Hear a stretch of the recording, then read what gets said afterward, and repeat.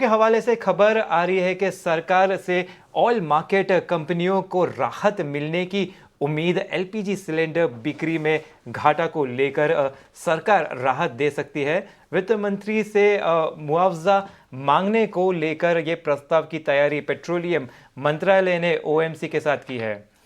तो चलिए इसी के साथ और जानकारी लेते हैं प्रकाश के साथ। प्रकाश, बताइए। देखिए, ऑयल मार्केटिंग कंपनीज के लिए काफ़ी सकारात्मक खबर है।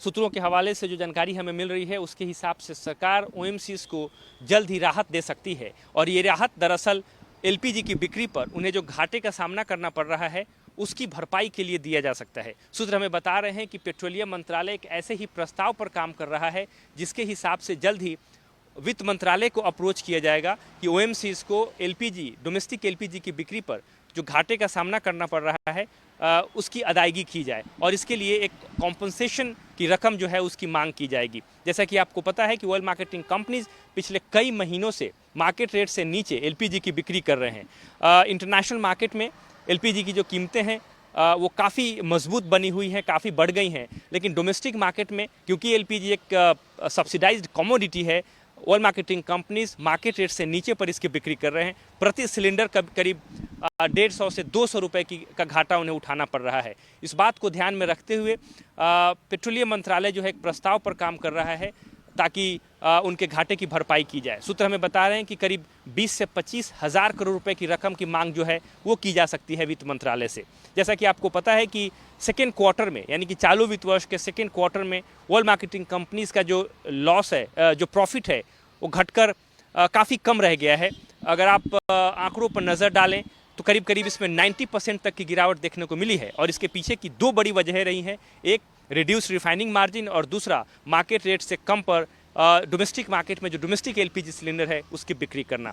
लिहाजा कंपनी ये चाहती हैं कि सरकार इस घाटे की भरपाई करे। पेट्रोलियम मंत्रालय ने इस प्रस्ताव पर काम भी शुरू कर दिया है। ओएमसीज के साथ जो कंसल्टेशन की प्रक्रिया है वो पूरी कर ली गई है। ये प्रस्ताव लगभग अंतिम चरण में है और जल्द ही इस मसले पर वित्त मंत्रालय से संपर्क किया जाएगा। सूत्र हमें इस बात की भी जानकारी दे रहे हैं कि ऑयल मार्केट पेट्रोलियम मंत्रालय का ये मानना है कि आगामी बजट में ही इस राहत पैकेज का ऐलान किया जाए। अभी देखने वाली बात होगी कि इस पर किस तरीके से डेवलपमेंट्स आगे बढ़ती हैं, लेकिन इस वक्त ऑयल मार्केटिंग कंपनीज के लिए काफ़ी पॉजिटिव डेवलपमेंट है।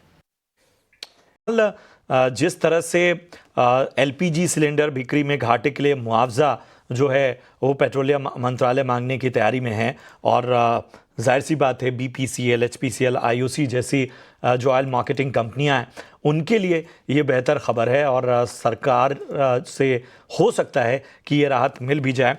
इस लिहाज से और फिलहाल जो ट्रेंड्स हैं इन सबको अगर हम एक साथ जोड़ें तो ज़रा बताइए ऑयल मार्केटिंग कंपनियों पे, एनर्जी शेयरों पर आखिर किस तरह से रणनीति आगे ले जाई जाए।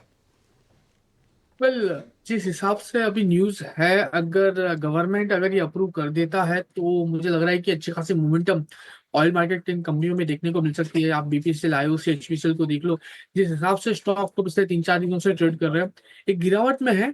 लेकिन अगर ये न्यूज़ कंफर्म हो जाती है और जो भुगतान अगर गवर्नमेंट करेगी, अगर उस पर भी अगर मोहर लग जाती है, अगर जो 80 नाउ ने अभी दिखाया है, तो मुझे लग रहा है कि आने वाले दिनों में एक अच्छी खासी मोमेंटम हमें यहाँ पे ऑयल मार्केटिंग कंपनियों में देखने को मिल सकती है। एंड उसमें एक दो स्टॉक ऐसे हैं जहाँ पे टेक्निकल के बेस पर अच्छी खासी मोमेंटम हमें देखने को मिल सकती है। उसकी बात कर लेते हैं तो आईओसी है, जो फिलहाल तकरीबन तकरीबन 145 143 का राउंड ट्रेड कर रहा है। ये खरीदारी करके चलने की सलाह है क्योंकि 20 एमए के ऊपर स्टॉक ट्रेड कर रहा है और लाइकली चांसेस है अगर ये न्यूज़ कंफर्म होते हैं तो 160 तक भी ये स्टॉक जाने के मोमेंटम यहाँ पे देखने को मिल रहे हैं, चांसेस मिल रहे हैं। तो आईओसी यहाँ पे खरीदारी करके चलने की सलाह रहेगी। लो लेवल पर हम जो सुपर साइड ऐसे मेंटेन करके चलेंगे 135 का। ऊपरी लेवल के टारगेट की बात करते हैं तो 160 का भी टारगेट हमें आईओसी में देखने को मिल सकता है।